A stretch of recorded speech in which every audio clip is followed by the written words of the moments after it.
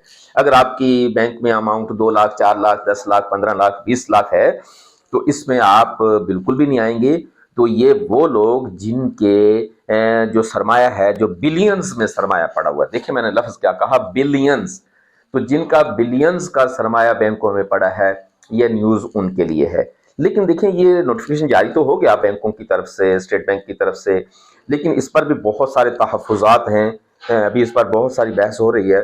तो हो सकता है कि नियर फ्यूचर इस पर जो है वो थोड़ा सा चेंज भी आ जाए। तो इंशाअल्लाह ताला अज़ीज़ देखते हैं, वक्त के साथ साथ आप भी देखें और हम भी देखते हैं। जो लोग जिनकी अमाउंट बिलियंस में पड़ी हुई है, वो आमतौर पर कुछ बैंकों ने 5% और कुछ बैंकों ने 6% का ऐलान किया है कि 5% माहाना कटौती हो जाया करेगी। इसका मतलब यह हुआ कि फर्ज कर लेते हैं कि अगर आपका 100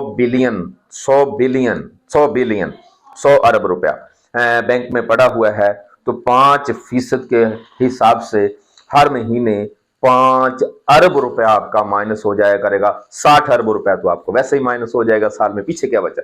100 अरब, एक साल के बाद 40 अरब रह जाएगा। तो इसकी क्या वजूहत है, नेक्स्ट वीडियो में बताऊंगा। क्यों चाहती है गवर्नमेंट ऐसा, नेक्स्ट वीडियो में बताएंगे।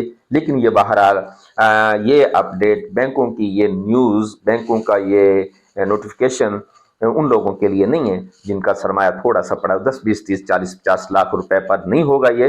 तो ये बड़ी अमाउंट पर है ये, इसलिए आम आदमी को तो इससे कैब नहीं घबराना चाहिए। आम आदमी को किससे घबराना चाहिए?